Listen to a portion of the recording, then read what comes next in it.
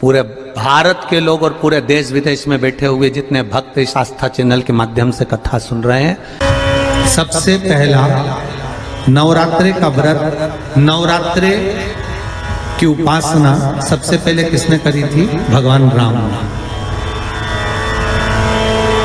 अश्विन के नवरात्रि में भगवान राम ने 9 दिन तक कलश की स्थापना कर लंकाधिपति रावण को मारने के लिए मां जगत जननी की आराधना की। भगवान राम ने मां जगत जननी की आराधना, मां जगदम्बा की आराधना। और कहते हैं मेरे राम ने प्रतिदिन मां आद्यशक्ति को निमंत्रण दिया और मां जगत जननी से विनती निवेदन कर कहा कि आपको प्रतिदिन आना पड़ेगा। इसलिए देवी भागवत में लिखा है कि नवरात्रि में एक दिन, जैसे प्रतिपदा है, पहला दिन है तो 1 कन्या का पूजन करो, द्वितीया है तो 2 कन्या का पूजन करो, तृतीया है तो 3 कन्या का पूजन करो, चतुर्थी है तो 4 कन्या का पूजन करो, पंचमी है 5 कन्या का पूजन करो, छठ है 6 कन्या का पूजन करो, सप्तमी है 7 कन्या का पूजन करो, अष्टमी है 8 कन्या का पूजन करो, नवमी है, जम के बोलो, 9 कन्याओं का पूजन करो।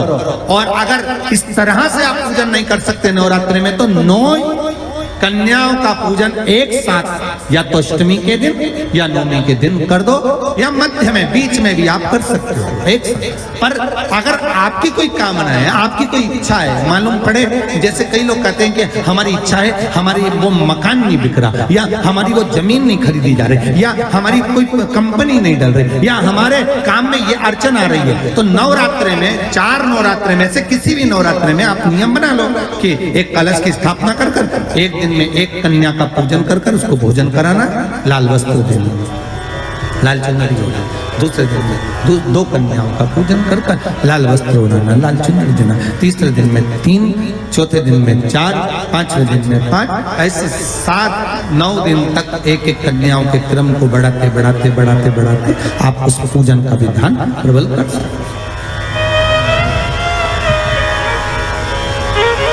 आज किसी का फोन था सुबह, तो कोई कह रहे थे कि हमें गुरुजी से बात कराओ, तो समीर जी ने बताया कि फोन आया था और वो बोल रहे थे कि हमें नवरात्रि में अगर मान लो कोई साधना करना हो तो कौन सी साधना करना चाहिए, हम किसकी आराधना करें, हम 9 दिन तक किसकी साधना करें। तो अगर बन सके तो देवी भागवत में सबसे सुंदर साधना यही है कि हम एक दिन में 1 कन्या के चरण धोकर पूजन कर उस कन्या को भोजन कराकर उसका स्मरण करें रहें। तब आप किसी कन्या को 1 दिन में 1, 2 दिन में 2, 3 दिन में 3, 4 दिन में 4, 5 दिन में 5, ऐसे नवरात्रि 4 बार जो नवरात्रि आती, किसी भी नवरात्रि में आप स्मरण करें, उसका फल मिलेगा।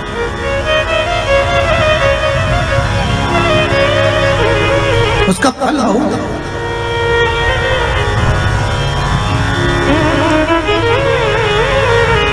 या चैत्र नवरात्रि में, शरदीय नवरात्रि में, आषाढ़ी नवरात्रि में, आदिक पौष नवरात्रि में हम शंकर की, हम जगत जननी जगदम्बा की जब स्थापना करते हैं, या हम नूतन घर का प्रवेश करते हैं, या गणेश जी की स्थापना करते हैं, या कोई दुकान को प्रवेश करते हैं, या कोई शुभ कार्य करने के लिए अग्रण्य होते हैं, तो हम कलश की स्थापना क्यों करते हैं? आज शिव महापुराण में शुरुआत में अपन शिव और पार्वती की यही संवाद को लेकर चलते हैं।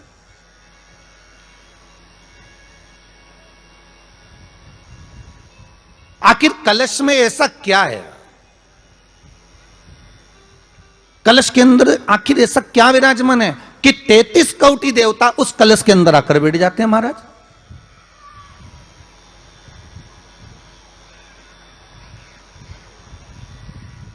आप कोई यज्ञ करने जा रहे हो, आप कोई पोथी पुराण करने जा रहे हो, आप कोई अच्छा कार्य करने जा रहे हो, तो ब्राह्मण देवता कह देते कलश की स्थापना होगी, कलश की शोभा यात्रा निकलेगी, कलश यात्रा निकलेगी, कलश विराजमान होगा।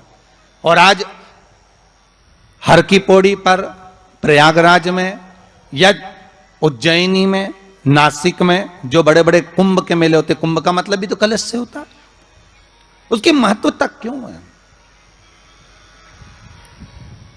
उस कुंभ की, उस घड़े की महत्वता कहां से प्रकट हो गई?